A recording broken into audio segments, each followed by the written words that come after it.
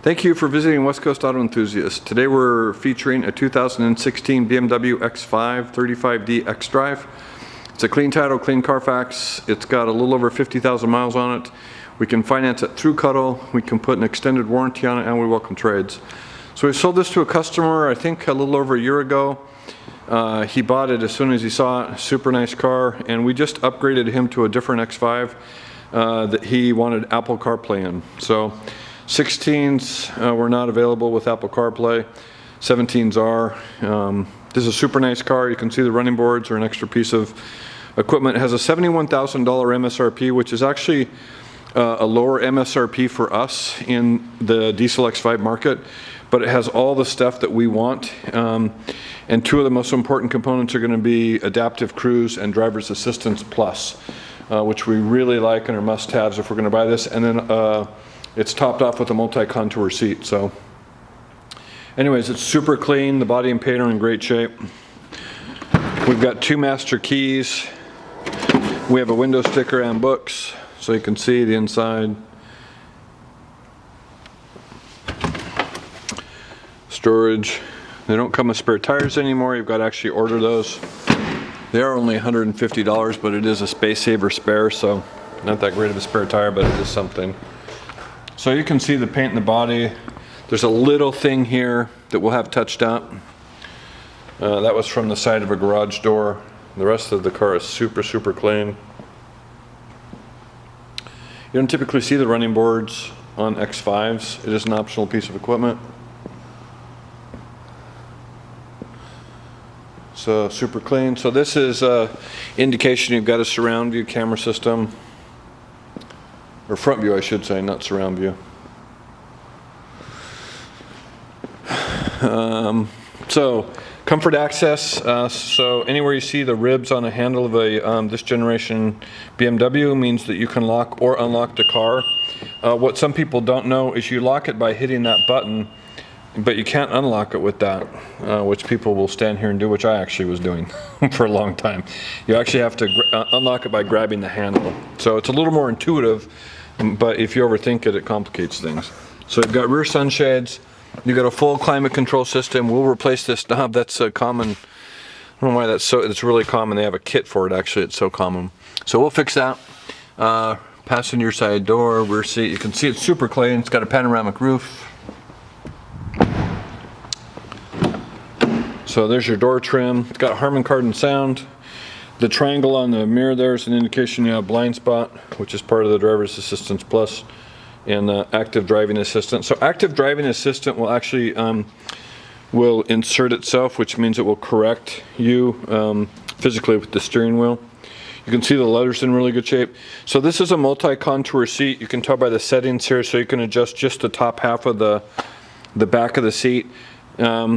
We're not buying any X5s with at least a sport seat, but ideally the multi-contour seat. It's by far the best seat that they make, and we also think it's one of the best seats on the market. Surprisingly, you can pay $65,000 or $70,000 for an X5 and get a flat seat, which is terrible. So there you go, passenger side door, passenger side seat, really clean. Dash is clean. You have heads-up display, which you can tell by the cutout.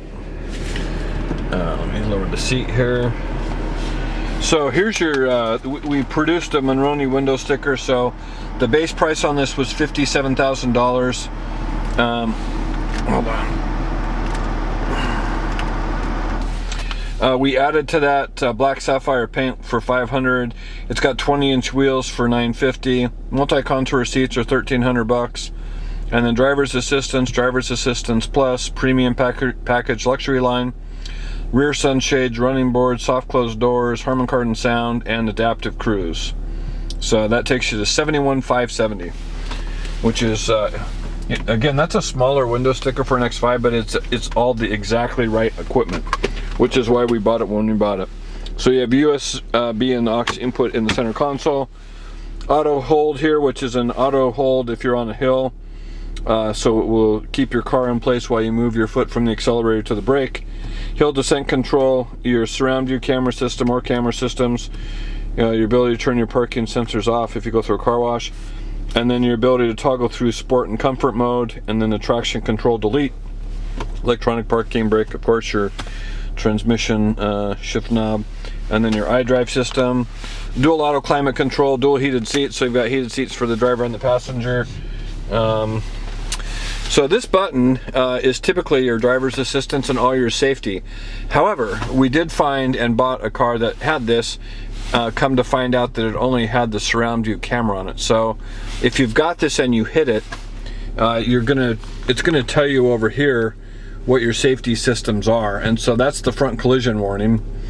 Below there is pedestrian warning. That's lane departure and active blind spot. So that's your safety systems, part of Driver's Assistance Plus. The rest of your stuff here, so multimedia, so CD, we'll play a DVD up in the front. You've got an external devices so you can stream your Bluetooth. It's also got a hard drive on it so you can store music. AM, FM, satellite radio. It is an upgraded sound with Harman Kardon, so it's a pretty nice sound system. Bluetooth, navigation, of course. And then down here, vehicle information. So you do have a digital owner's manual in this generation, which is nice. So you can just scroll through here and select one of these, and then, you know, if you put on it, if you select on it, it's going to give you information about that particular location and parts. That's pretty nice, so you don't have to go through the books. Onboard trip, vehicle status. So in here you can tell what so there's your TPM system, which we're not big fans of. There's your service information, brake fluid, front brake pads, rear brake pads. I don't know why these default to 3100. The brakes are good on this. That seems to be a BMW. As a result of the complications and inaccuracy of this, they did eliminate that in 17 and I believe 18. It's not on there at all. So the oil and vehicle check. So I think that's about it for that system. Sport displays, yeah. So you have a multi-function steering wheel, so you have volume control, voice activation, Bluetooth, and your ability to scroll through modes. Over here, the indication of these two buttons having print on them is an indication you have adaptive cruise. So that's adaptive cruise. Onboard computer, tilt and telescoping wheel, headlight stuff, power folding mirrors, windows, 52,157 miles. In here are books. And then we've got 2 master keys. So non-smoker, clean title, clean Carfax. You've got home link here, 3 buttons programmable for security gates and garage door openers, and everything else I think I've covered. Pretty nice. We really like the diesels. The fact you're going to average around the city 23 miles per gallon, and then on the highway over 30 is really nice, considering you're dealing with an athletic SUV. That's all-wheel drive, and it's got a pretty, it's got enough towing capacity to be able to tow stuff around town. So they've gotten popular. We like them. We especially like them when they're built like this. If you have questions or would like further information, please feel free to contact us, and we can be reached at 503-227-2354. And thank you for visiting West Coast Auto Enthusiast.